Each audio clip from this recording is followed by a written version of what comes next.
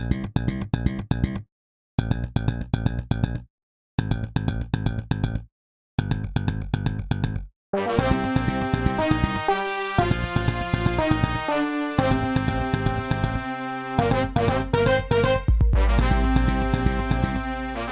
shut down Iowa on Thursday night, 95-73, in their first game of the Big Ten tournament.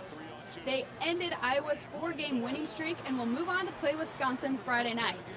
James Blackman was a star player that we saw really step up in the second half on Thursday night. He made 3 consecutive three-pointers and ended the night with 23 points. His three-pointers allowed him to break the 200 three-pointer mark, which is a feat only accomplished by 5 IU players in program history. The freshmen also stepped up their game tonight and contributed to IU's success. Josh NEWKIRK spoke very highly of the freshmen in an interview after the game. I mean, you look at the freshmen today, they just really stepped up. They made some big shots. They came in very confident. They made some plays on the defensive end. Tough plays. They were tough plays to play. Just came in you guys and ready to play. For more footage of the game and sound bites from the player interviews, check out our Facebook and Twitter page. I'm here with IDS basketball beat reporter ZAIN PYARALI tonight.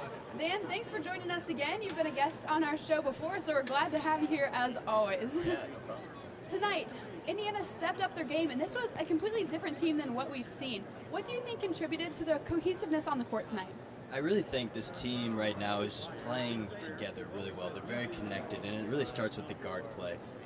They're moving the ball fast, they're cutting, and they're not stagnant on offense. I've seen early on in the season we would see Indiana kind of just stand around, dribble out the shot clock, and wait for something to come about. That's not the team that we're seeing right now. We're seeing the team that's attacking early on in the shot clock, getting into the paint, and really making things happen. And that's opening up the whole floor for them.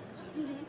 Indiana has been very fickle all season. They've kind of gone in and out of these moments of cohesiveness and doing well. Do you think they'll be able to take this momentum from today and translate it into their game tomorrow?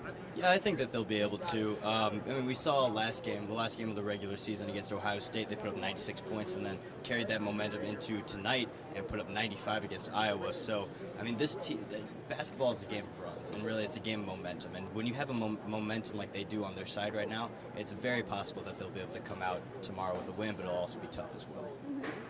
Now, Indiana has played Wisconsin, who they'll play again tomorrow night. They've already played them twice this season and have lost both times. What were some of the things that caused Indiana's downfall against Wisconsin earlier? In the first game, Indiana got off to a terrible start against Wisconsin. I think they were down 13-0 to start the game, and then from that point on, they could never really fight back. And lack of defense and turnovers are really big keys to why they lost. In the second game, their defensive intensity was actually a step higher, and probably at that point in that game was the best that I've seen them play defense all year, and that kept them in that game, and they only lost by 5 that game. But the turnovers down the stretch was really what cost them in that.